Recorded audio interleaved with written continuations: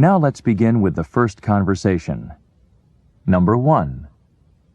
I like your new bicycle, Helen. Thanks, but it isn't new. I had my old one repainted. What can be said about Helen's bicycle?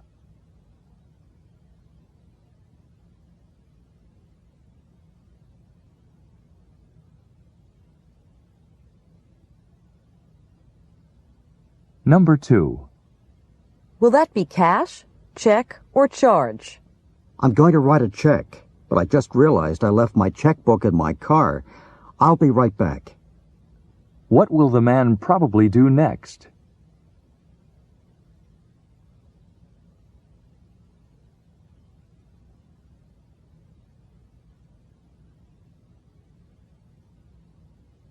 Number 3. I'll never be able to get through all these books on Professor Gray's reading list. But Mark, not all of them are required. What does the woman tell Mark?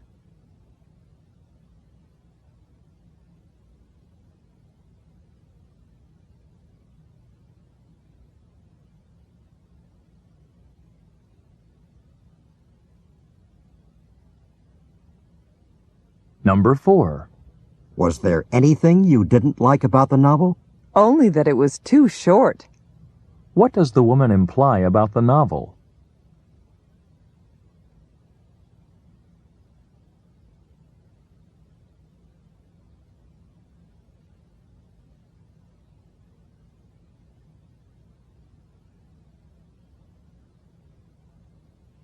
Number 5. Should I fill out this form with a pen or a pencil? What difference does it make? What does the woman mean?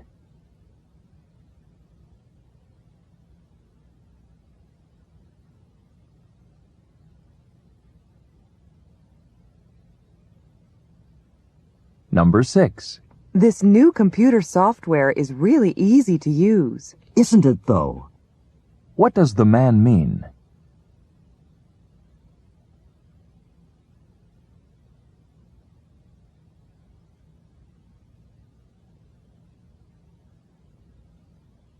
Number 7. You did bring the slide projector, didn't you? I brought it, but I'm afraid it's out of order. What is the problem with the slide projector?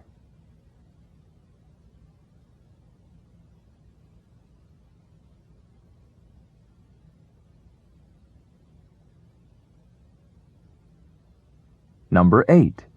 Your brother called. He wants you to meet him for dinner. Oh, really? Did he say when? What does the man want to know?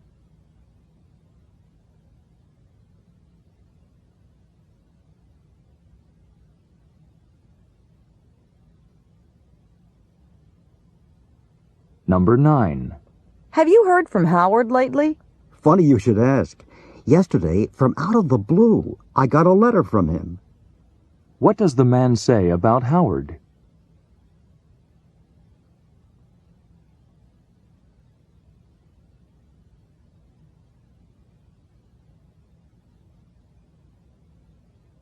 Number 10. If you don't like this studio apartment, I can show you a one-bedroom unit up on the 3rd floor. All right. This one just doesn't have enough room for me. How does the man feel about the studio apartment?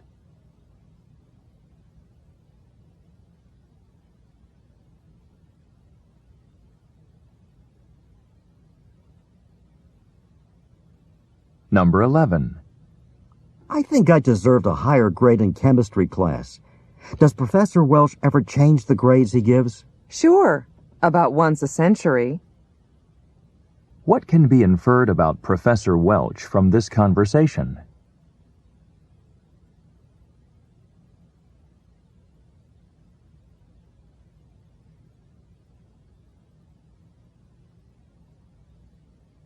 Number 12. I wonder how I did on Professor Porter's test. Oh, she's already posted the grades on her office door. What does the man say about Professor Porter?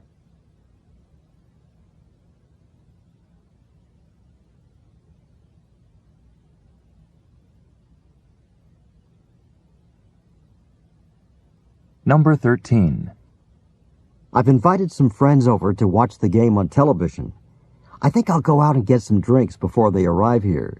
Shouldn't you get some snacks, too? What does the woman tell the man?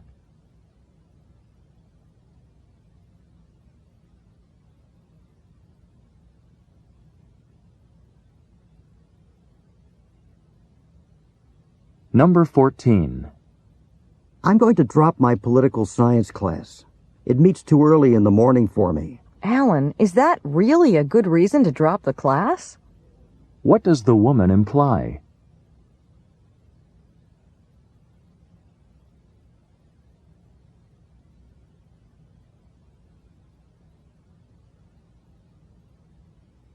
Number 15. I can hardly hear anything from back here. Let's just go home. Why don't we ask an usher if we can sit closer to the stage? What does the man suggest?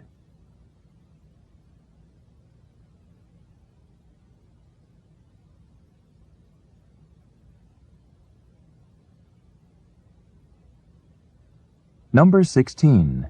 William comes up with some weak excuse or another for just about every mistake he makes, doesn't he?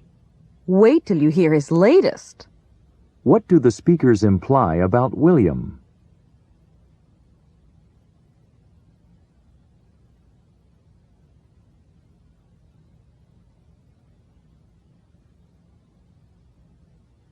Number 17. What a beautiful sunset. You should photograph it, Melissa. If I had some film in my camera, I would. What does Melissa mean?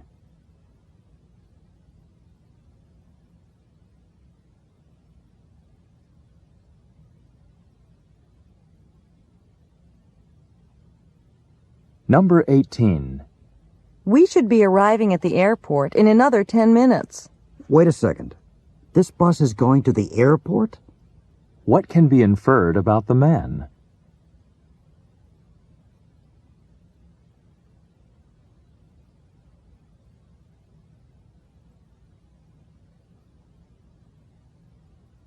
Number 19. I wonder when the Board of Regents will pick a new dean of students. Who knows? They're not even scheduled to meet until next month. What does the woman imply?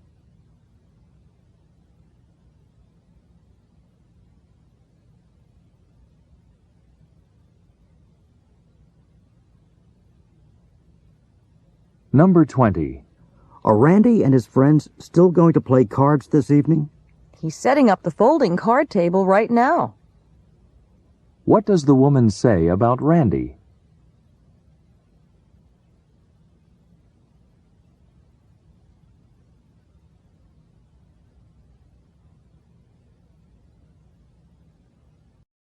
Number 21.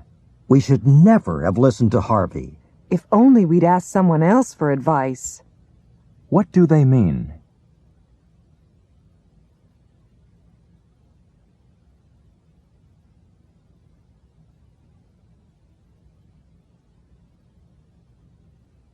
Number 22. All the people in the audience certainly seemed to enjoy the performance. Well, almost all of them did. What does the woman mean?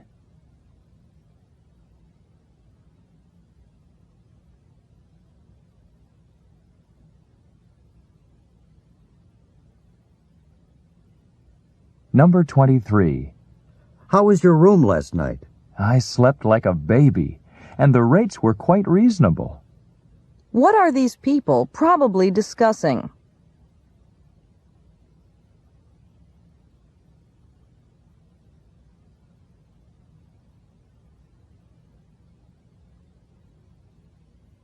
Number 24. Professor White? A few of us in the back of the room didn't get a copy of your syllabus. There are 23 names on my class list, so I only brought 23 copies of the syllabus. What can be inferred from Professor White's remark?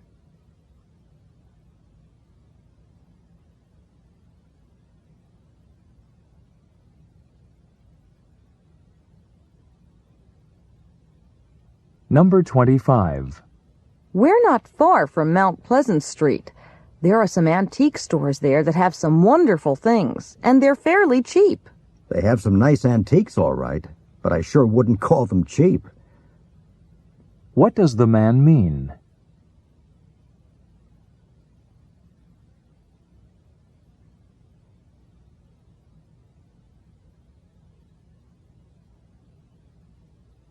Number 26. Daniel said that San Diego is a great place to go to a conference. He should know. He's been there often enough. What does the man say about Daniel?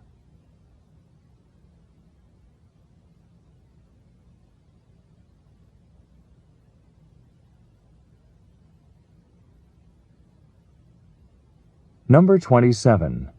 Have you ever gone for a ride with Charlie? I sure have.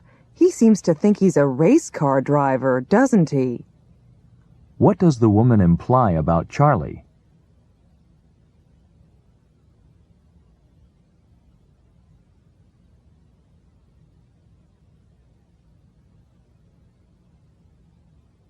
Number 28.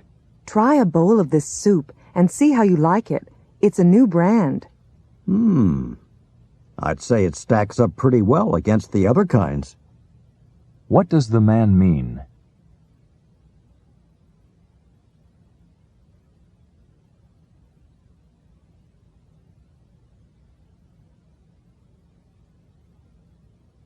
Number 29.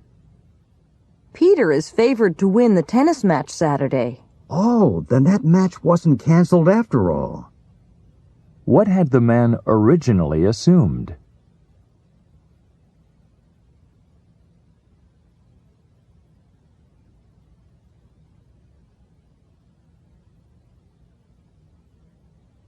Number 30.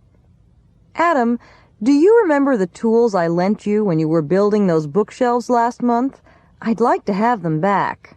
Well, I hate to tell you this, but I can't seem to lay my hands on them. What does Adam imply?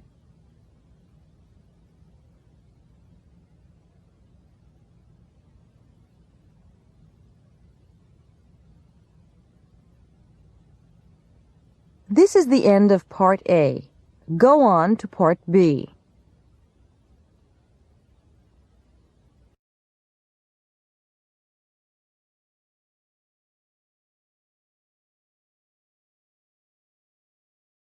Questions 31 to 33. Listen to the following conversation. Good morning, Diana. What did you want to talk to me about? Good morning, Professor Lane. I wanted to talk to you about changing my major. You see, I've decided that when I graduate in 3 years, I'd like to work in an art museum. I think I should change my major to art history.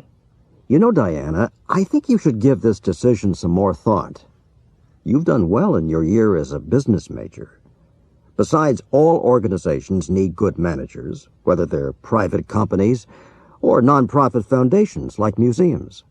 I suppose that's true, but wouldn't I still have to know a lot about art? Why not take a few elective courses in art history and try working a few hours a week as a volunteer at the local art museum? See if you really like working there. Number 31. What is the probable relationship between these two speakers?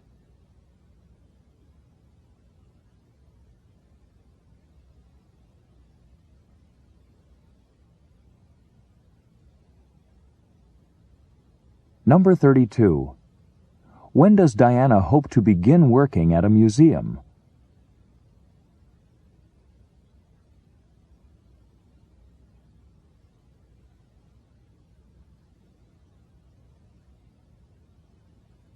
Number 33. What does the man advise Diana to do?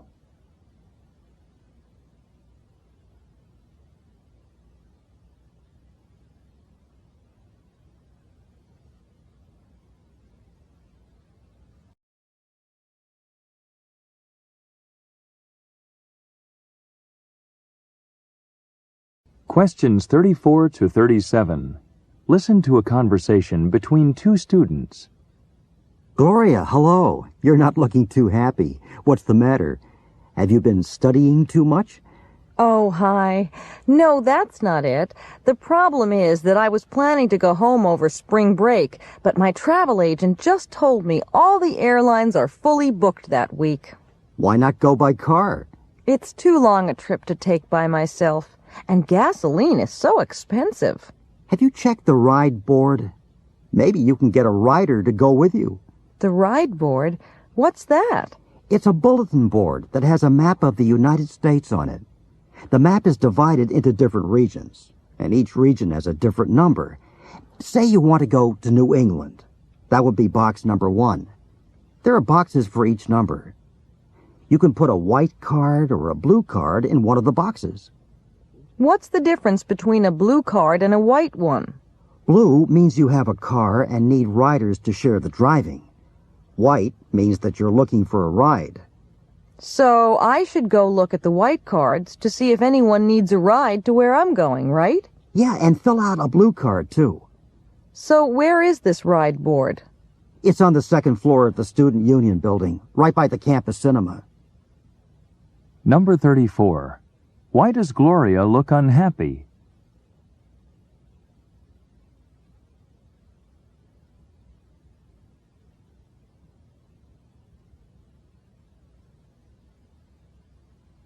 Number 35.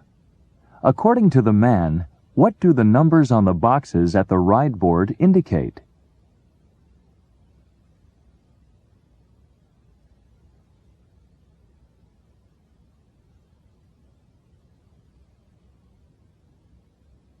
Number 36. What does Gloria hope to obtain through the ride board?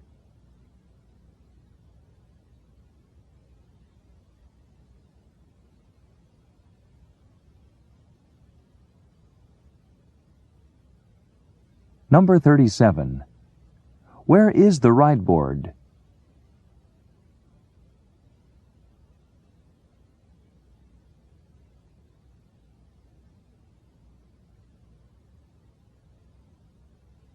This is the end of Part B. Go on to Part C.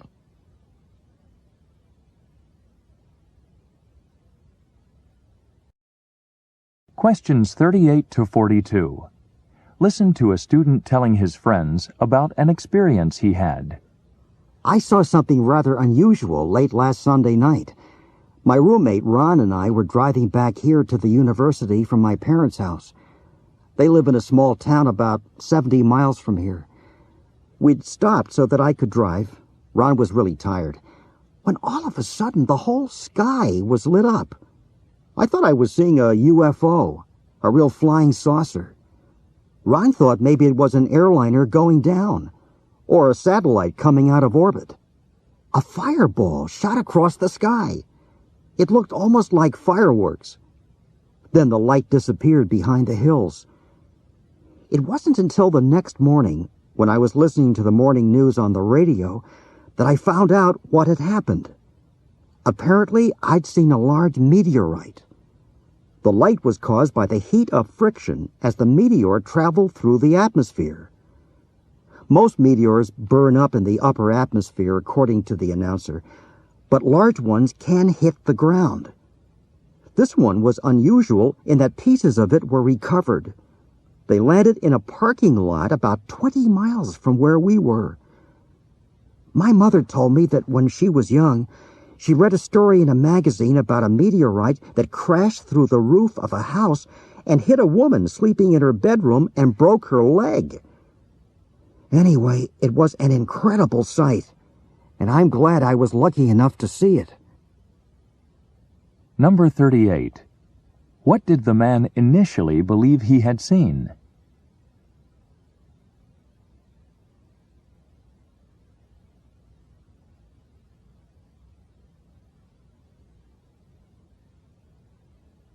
Number 39.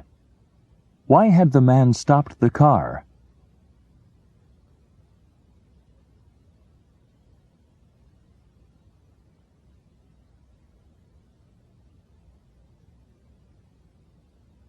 Number 40. How did the man learn what he had actually seen?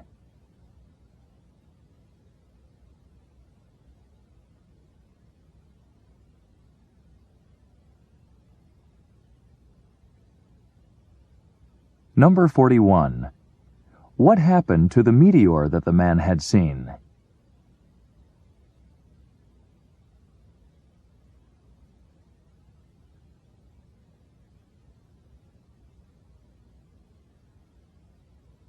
Number 42.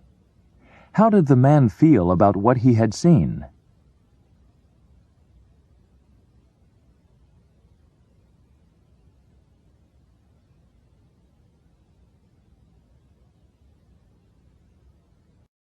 Questions 43 to 46. Listen to a talk given by a tour guide. Ladies and gentlemen, the bus will stop next at the Washington Monument, which honors the first president of the United States. The first stone of the monument was laid in 1848, but because of a variety of problems, work was delayed. So it was not until 1884 that the monument was completed. Imagine that. It took 36 years. And then it was another 4 years before it opened to the public. Now, if you like, you can go to the top of the monument.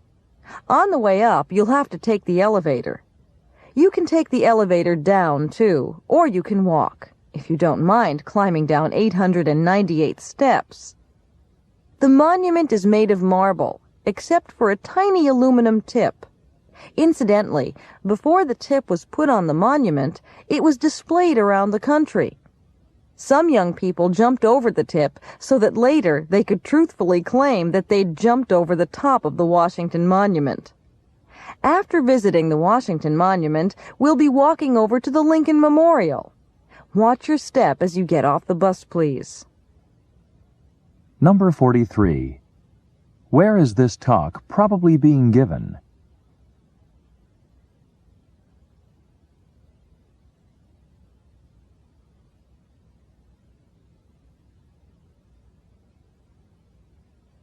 Number 44.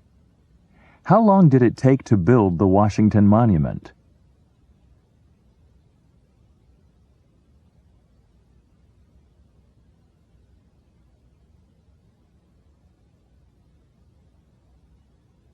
Number 45. According to the speaker, what must those people who go to the top of the Washington Monument do?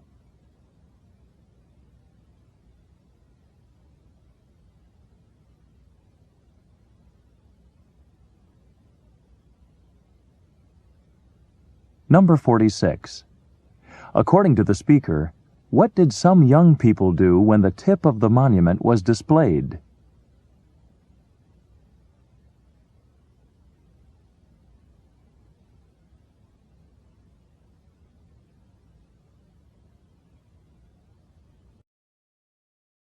Questions 47 to 50. Listen to the following lecture.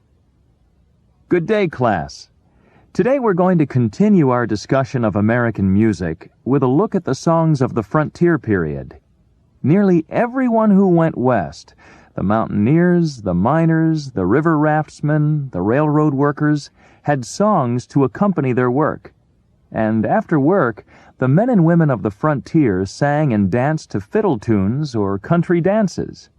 Some of these songs were new versions of old songs from Europe, while some were completely new. Some of the most popular of these songs were later used as theme songs for political campaigns.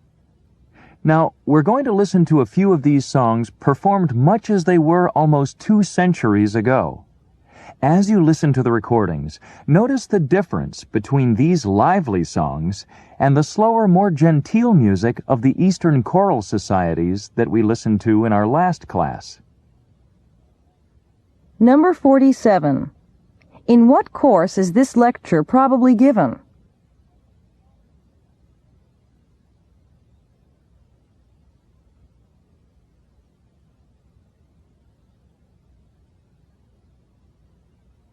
Number 48. What can be inferred about the songs of the frontier?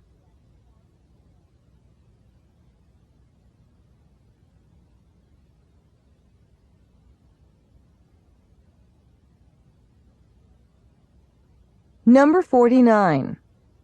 According to the speaker, How do these songs compare with the songs of Eastern choral societies?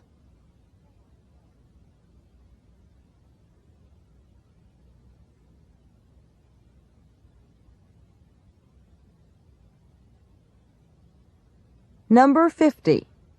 What will the people who are listening to this lecture probably do